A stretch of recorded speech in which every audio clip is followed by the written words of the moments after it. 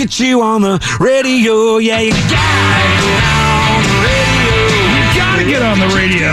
Welcome back to hour number 2 of Around the House with Eric G. Thanks for listening. We are live this Saturday afternoon. If you're just joining us, you missed hour number 1, but don't fear. It's going to be up on a podcast just after this hour is done. And if you're listening on the podcast, thanks for listening. Thanks for being part of our 90,000 listeners that we've had to our podcast. So pretty excited. Thanks, everybody. I'm Eric G. I'm Dane V. We're having fun in here on a Saturday afternoon. We want you to join us in the conversation. 503-417-9595. That's 503-417-9595. And if you're listening on the podcast, save that number. Give us a call. This next Saturday between 12 and 2, we'll be here. Pacific Standard Time. We're West Coasties out here, so just listen to that. Pacific Time, noon to 2. I want you in the show. So no excuse now. No, give us a call. Give us a call. We want you in the conversation as well. All right, everybody. We're going to talk about some different things right now that we haven't talked about in a while. You've heard us talk about technology with different experts we've had this year, but I really wanted to talk about hot new products and trends going into next year, considering that's, well, next week for us. Yeah. So there's a lot of things coming up that I think they're going to make things better and easier for us out there. For contractors, for instance, there has been a long time coming a big problem of tools getting stolen. I mean, it's an issue. If they leave them on the job site, they're gone. You know, they're gone out of the back of the pickup, the trailer gets stolen, whatever. There are solutions for you people out there that are listening to the show, that work on the trades. Companies like, Milwaukee's got their One Key, which is awesome. What this is it's in the chip inside the tool, so it's not something that's on the outside. And it is literally a Bluetooth type thing that you can shut your tool down. So you can set up a geofence around your house or your job site or wherever you want to. If that tool goes outside of that area, it will sit there and warn you. It'll text you, hey, your drill just headed off. Now you can try to find it. But the cool thing with that is you can actually sit there with your phone and go, hey, oh no, somebody stole my tool off. And you could brick it. So that thing's worthless. It's worthless. But then you know what happens. Somebody goes, oh, I got this nice Milwaukee tool. It's not working. I bet it's defective. I bet they'll give me a new one. So they go into the Milwaukee Service Center and they put it on their thing and, hey, let's see what's going on. And they look at it and they go, oh, this was Mr. Smith's construction tool. Not yours, man. It's reported stolen. You get your tool back. So they've recovered tens of thousands of tools that way. And you could do a lot of things with controlling it too. So you can control the output of the tool. You can, if you're cutting steel with a blade, you could actually change the variable speed on that. So there's a lot of different things with technology. You're seeing that now with, I think Bosch is coming out with it if they haven't already. And then I know they've got something similar for DeWalt as well. So these kind of things are becoming more and more important. And you're just seeing people now not steal those brands of tools. They're not becoming as a hot item as they used to be. And I'm sure as time goes on, more of these tool companies are going to be adopting this kind of technology, and hopefully we can make stolen tools a thing of the past. That would be awesome, because there's so many I don't know how many times a year that I see Habitat for Humanity gets their tools stolen every year, and I love those guys, but man, those guys get stuff taken so many times a year. I can't tell you how many times a truck or a tool or all their tools get hacked out of there. You know, Girls Build lost theirs just last year. So it's one of those things that if we can do more of that, we're just a lot better off. Absolutely. So that's one of those technology things I think for everybody that's going to help out just a little bit. The more we can cut that down, the more we can keep people working. Absolutely. You know, hard to be working out there in the trades doing that. So one of the things that I'm going to see, that I know we're going to see this next year, and I'm already seeing it now, is these home technologies becoming more interconnected, where you're going to see things working better, a lot better this year. That's one of my complaints for 2017 into 2018 is that not everybody played well together in the same sandbox. You'd have, okay, this app will only work with this. This will only work with the app. So I had 5 or 6 apps on my phone. Now we're getting into things where things are going to start working together and you're going to have hubs that will actually control everything from a one-stop location. Now, from what I remember with our talk with Bill Sickens a few weeks ago, it's a lot of it has to cooperate. It has to, and a lot of them, like if you're an Apple user, you're going to want to look at Apple products because you want to be able to use it with your phone. It's the same thing with Samsung as well. So it's really a compatibility I'm hoping for this next year. It's going to be a lot better. Yeah, you're going to see a lot better of that with that compatibility, so you can see things working. And that's going to make things a lot easier, because I'll be honest, I want to have one app that I can control my lights, my garage door opener, my sprinkler system. I want to have one stop location where I can just get in there and not have to go digging through my phone looking for something. That's just me. The more we can keep that easier, the better off we are. You're going to see, in transitioning into that, you're going to see things as well that you're going to have more control over your utilities, and some preventative control over stuff too. Like, for instance, right now I've got a couple years ago I did a thing on that Ratio sprinkler timer. Mm-hmm. That thing is a Bluetooth sprinkler timer. The new ones now come out with it goes in line of your main water line. It'll tell you if you have a leak. It'll warn you if you have a leak. It'll tell you, hey, wait a minute, you got a slow leak going. You need to look at that. It can save you a ton of water and remind you that you've got some kind of problem someplace. And so you put that sensor in, hook it into that, and all of a sudden you've got that control at your fingertips. And they have some other stuff out there as well for electricity where you can actually hook this into your panel. It'll start telling you where your power bleeds are, where you're losing electricity. Oh, wow. So if you've got, some TV in your house, it's just draining electricity, or a video game system that's really getting you, it'll know what that is and remind you that you could save $10 a month if you controlled this and unplugged it. Paid a little bit more attention. Yeah, so I like that because that's saving money. Anytime you can do that is going to be saving money. Just as you're going to see another one here before we go out to break, you're going to see appliances on the technology side be more interconnected. You're going to see, your dishwasher will start giving you information on when it's done. You're going to see, that stuff's out now, but you're going to start to see a lot more of that, where you can literally control your oven from work. You got a roast going? Yeah, you got a roast going. You can sit there and have it in there. You're going to see more of this stuff going. I would not be surprised to see in the future, and I'm going to be going down to working with Jen R and some in February. I'm going to be going down to California to play with their new technology stuff, so I'll give you some feedback on that. That'll be a fun trip. But we're going to be talking a lot about technology with that. I think you're going to start seeing where you can put that roast in an oven one of these days. It's going to be refrigerated to keep it at the right temperature, and then you'll be able to cook that without even being there. Yeah, you'll be able to cook it while you're at work. I think that's the way things are going to go. You're going to see things more ready for technology and to be able to control it to make things easier. We're not ready for Jetsons or Star Trek yet, but we're getting there. I was going to say, my only issue on that would be fire safety. Yeah, you got to keep in track of that stuff. But if it knows there's a fire going on, it'll probably shut itself off too. There we go. So that's what that is. 503-417-9595. Give us a call. 503-417-9595. Just as soon as Around the House returns.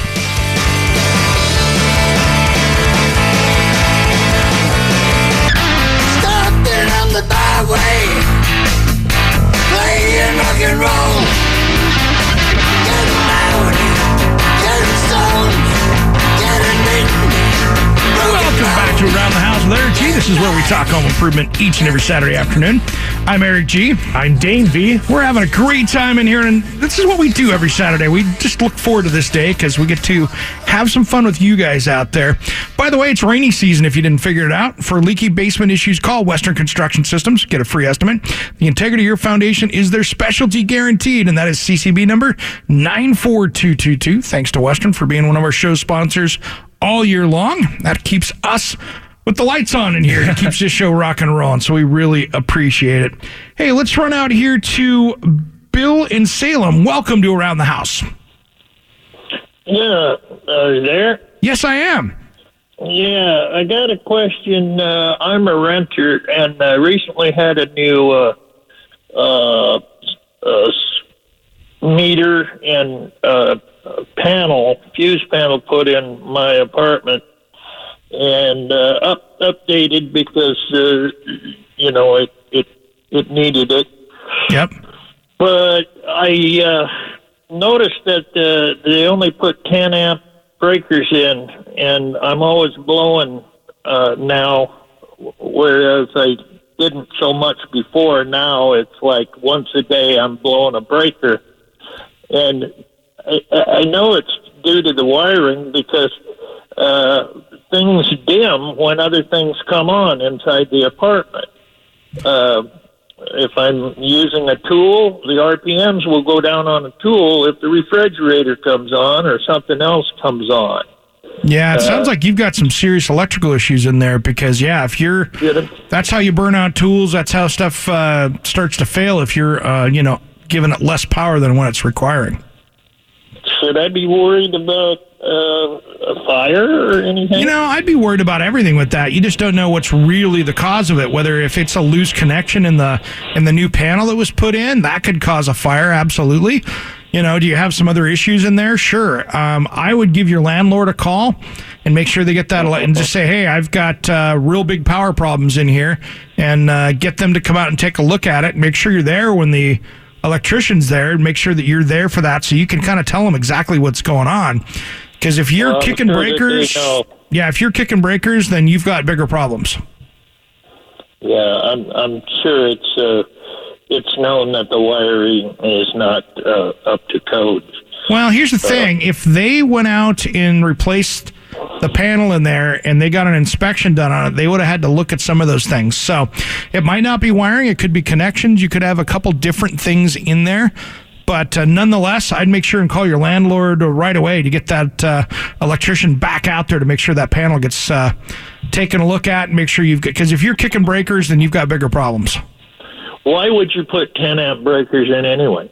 Well, depending on how big that panel is. If they only think that circuit is going to be, if they want to limit that, because if you've got a 60 amp box in there, for instance, they're not going to put 8 60 amp breakers in there, 8 20 amp breakers in there for your outlets and lights and stuff. So they have to limit that to what that is. So they're trying to limit you down to whatever that panel is rated at, so you don't overcook that panel and the wiring coming to it. Yeah, my neighbor's got 20s and I got 10s, and I blow a breaker every day. Yeah, that's not good. So, I'd give them a call, have them come out and take a look at it. You've got some serious problems there, and I don't want to see you have any big problems. All right. Thank you, sir. All right. Thanks, Bill. Thanks for listening to Around the House. That's a good one right there. I mean, that is one of those things that you got to be really careful with. And when in doubt, call the electricians in. And it's always tough when you're a renter, too. You don't want to be the squeaky wheel. But if you've got something going there with that, man, I'd call the landlord and make sure. And like I said, they put those 10 amp breakers in there, too. Probably limit what you've got going on. There's probably a reason. Yeah. There is. All right. Hey, let's talk to EJ in Dallas, Oregon. Hey, how's it going, Eric? Good, man. What can I help you with today? Hey, looking at smart switches. All right. I've been playing around with these smart, the smart switches and smart plugs. Sure. From E-Tech City. And I've installed one upstairs in a room, and then I ran into an issue where they don't make a three-way switch. Yep. That's smart. And I'm trying to get, the best information I can on what kind of a three-way switch to put in, what brand, what I need to do and to be able to get a three-way smart switch. So I have that in my kitchen. I played with that because I had a three-way switch. I did the Lutron system. Lutron, okay. And I did that. Now, here's the thing. It's kind of funny. What you end up doing is putting a remote on one side with that. So you're kind of not making the three-way. You're putting the switch on the one side, but on your other control side, your three-way, they actually have a remote that goes in there instead that snaps in and looks just like a switch, but it runs off of that there, but it still works as a three-way. You can turn that on from two different locations. Okay. And you just picked that up online, or did you pick that up? I grabbed mine. To be honest, I grabbed mine at the big orange store. I went to Home Depot and got it off the shelf there. Okay. And so I just wanted to try it out, and I've had it for about a year now. It's worked flawlessly, not a single issue. No, that's a Wi-Fi switch too, where you can control it from your phone. Yep, I can mess with the kids. It's in my kitchen when the girls are in there. We got teenage girls in the house. When they're in there watching scary movies, I'm upstairs watching TV, and I'm flickering the lights and doing everything I can down there to make it part of the experience. That's awesome. Perfect. Okay. Sounds great, man. I appreciate it. All right, man. Thanks for listening. Thanks for calling into Around the House. Hey, you bet. Thanks again. Thanks. I love that story. I like messing with them. I've done that before. You sit there and you got the little dimmer switch on it, and you can just kind of hear them getting freaked out. And then you start hitting that. It works out good. That's the nice thing with technology. So, but that goes back to our discussion earlier, though, is that I have this. I got to work on. That's my next few days of working together, putting a hub together, and that kind of stuff. Starting to get it. I've got all these different technologies, but none of them are talking together, and I've got to really put a better system in. I'll probably go Apple because I have Apple iPhone. Everything else, and why not? I mean, yeah, exactly. You want it to be compatible. You want to be able to work. So I like to test things out before I talk about them here. I got that ratio sprinkler timer. Great example. They didn't pay me a dime. I picked it up and I wanted, okay, what's this thing do? Check it out.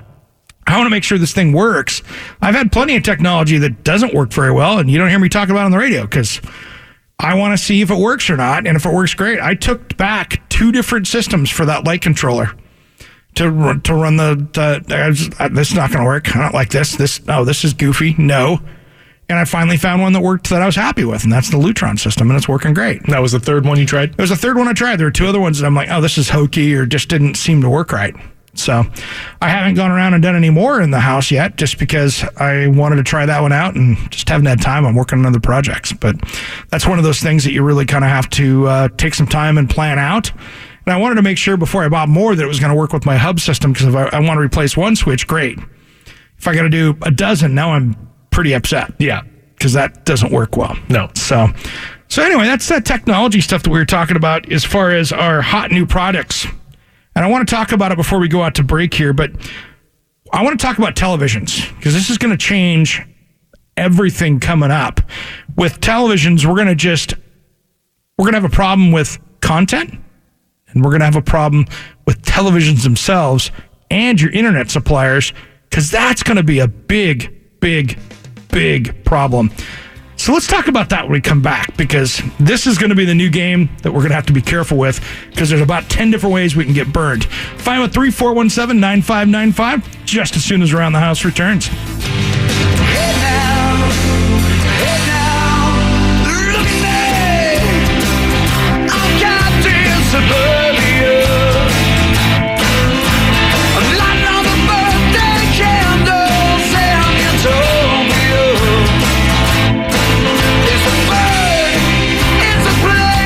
It's obviously delaminating. It's that siding no one wants to have. So, you still might not be getting. When was the house built? It's a 70s house. It's a split level. It's 25 square feet.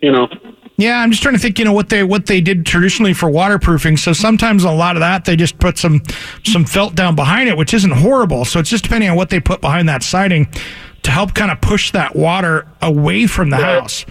Right. Are you seeing any water intrusion issues on the inside of the house anywhere around windows and doors and ceiling? Not really, not intrusion, but I mean, there's some swelling, right? Like where potentially a cable guy drilled a couple holes in the house and they were wrong and they didn't get filled, and I see some swelling and some weirdness. Okay. There's a little bit of, it's a split level, right? So it's like a daylight basement. So there's some dry rot around the bottom of the window sills. I'm assuming would have to be replaced. So I'm aware they're going to uncover things.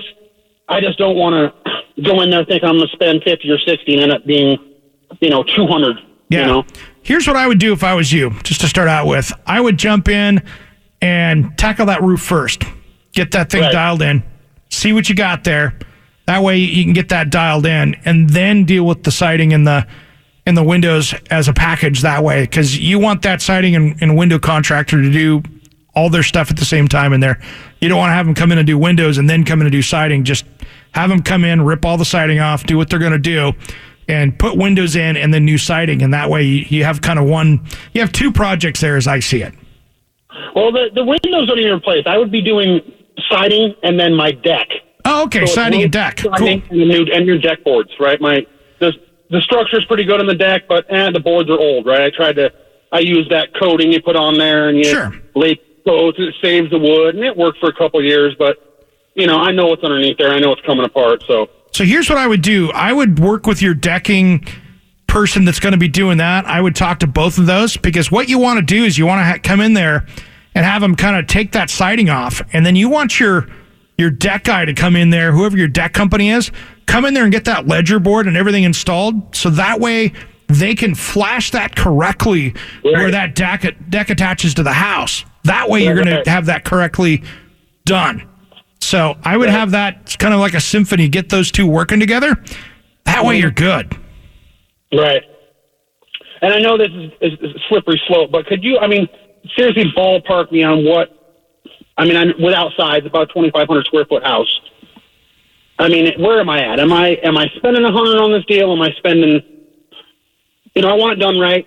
And I understand I'm kind of putting you in a spot, but yeah, you could. Here's the thing with a deck, you can spend $100 for a roof and a deck and siding. You're getting up there depending on what you do with the deck. Could you do this on a budget without a ton of hidden damage under $100? Yeah, you could. Right. So, but it's going to depend on what they do with the deck and materials. If you just throw in a inexpensive cedar deck out there, that's one thing. If you get in there and you're doing it what I'd call right with maybe composites, and then you've got lighting and you got gas running out there for your grill. You can spend a ton of money. You can spend $50 on a deck out there getting crazy. Oh yeah, I'd have a nice deck though, right? You do, no question, man. But that's kind of how that goes. So it's kind of like asking what a car costs. You can go out and buy a Kia, and you can go out and buy a Rolls Royce, and it still has analog brakes and cool wheels. So I'm not going to be able to stick you to a price then, huh? Not really. Here's what I would do. I would do your research, and I can send you to some people as well. If you want to email me at ath@kxl.com. I don't have any advertisers to do that stuff, so I don't have a dog in the fight, but I can get you out to, kind of head the right direction of getting some good people out there that I would trust working on my house. Yeah, like I said, I could think I could tackle it, but I know better. I've learned lessons in my age, right? I know when and say when, so it's just something I'm not willing to tackle at this point. Dude, I wouldn't be doing my own roof either, and I know how to do it, so that's the thing. So, all right, man, thanks for calling in. I appreciate it. All right, thanks, man. Thanks for listening to Around the House. All right, man, where's all this time gone? We only got one segment left. I know, and we've got a lot more content. We got a lot. Yeah. All right, let's talk technology when we come back, just as soon as Around the House returns. All over the radio with you. We're all over the radio. News 101 KXL.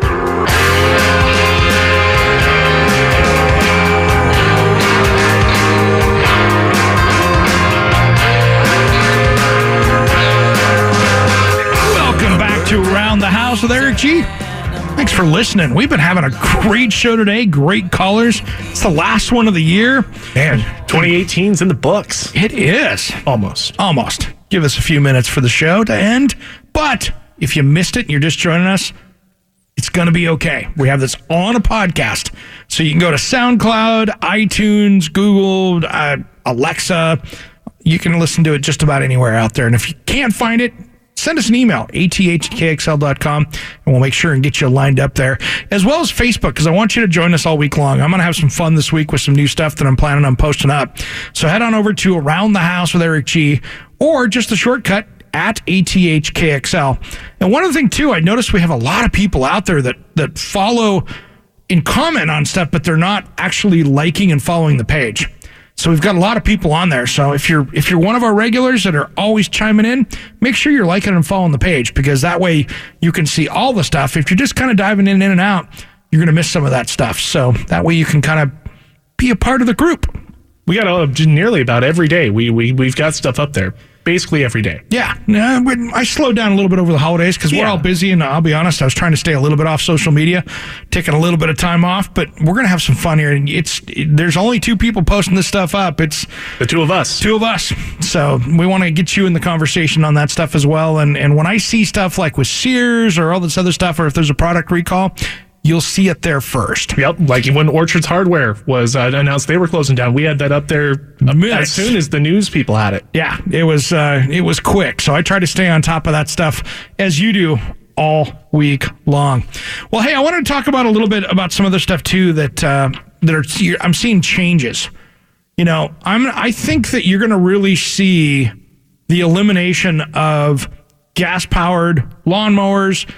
You're going to see gas-powered leaf blowers. All of those things are going to be going away here in the next year or two. There are some really good ones that work. Just like anything, there are some bad ones that don't work. That Ego line that Skip Bedell uses, that he does a lot with, is great for outdoor power equipment. I saw a pretty bad fail of the DeWalt lawnmower. If you got that in your mix, looked like with wet grass, it was a really bad fail. So you might want to, especially here in the Northwest. In the Northwest, I think you would see some seriously bad problems with that yellow lawnmower. So stay away from that one. I'd wait for maybe the next generation where they get those problems fixed, but we're moving that way, though. Yeah, I was watching Dirt Monkey do a review on it, and I think he was getting about 10 or 12 feet before the thing was overheating and shutting itself off. Ooh. No, and it wasn't that tall of grass, and it wasn't that thick of grass. So, no, that's not what you need. But some of these other ones work great. And so you just got to be careful with that stuff. But you're going to see that technology getting better and better and better, and which I like because you don't have to worry about having gas, which is a nice safety thing, as well as smelling like exhaust when you're out mowing the grass, coming in smelling like exhaust and lawn clippings. At least you'll just be smelling like lawn clippings. So one thing I'm going to do this week that I want to have some fun with, I'm going to put up some polls on our Facebook page on Around the House. So I'm going to do, starting probably tomorrow, I'm going to start doing a poll a day. I want you to join in because we're going to talk about some new subjects. I want to kind of figure out what you guys want to hear. You're going to help us shape the show. We're going to have some big plans for 2019 coming ahead. I want to make sure that we're hitting all of your questions. And I know a lot of you don't like to call into radio shows. Totally get it. But I want to still give you a voice. So let's talk about that a little bit as well. And then I got some new music I'm going to be putting up. We put some new holiday music up this year. I'm going to reload our music again and throw some more up here. We're going to have some fun. And then stay tuned for 2019 and guests. We're going to bat for the fences on a few of these, and I think we're going to get some of them. So we're going to have some fun. I want to get some big names, and we'll just leave it at that. And I've been talking to a few of them. And the hard part always is, since we're a Saturday live show, is to get them on the show. So I'm going to try to do it. And the big thing is, we're going to try to make it so you can call in and ask them questions as well. So stay tuned for our big stuff in 2019, because I tell you what, it's going to be super, super fun. And thanks for listening this last year and making it a great show. 2018 was a great year, and we're looking forward to making 2019 even better. Yes, we are, and that's all the time we got for this week and this year. Our thanks to executive producer Dane Vodder for making the show sound great, John Eric, who ran the communications center and kept us on track, and Jeff Thomas, mixing it up over there and having a good time. Thank you, sir. Most of all, though, we want to thank you for listening. We want you to join us next week from noon to 2, where once again we talk about maintenance, repair, designing for remodeling, and of course, renovation of your home. Until then, be sure you do what you love. Love what you do. This is the Radio Northwest Network. I'm Eric G. I'm Dane V. And you've been listening to Around the House.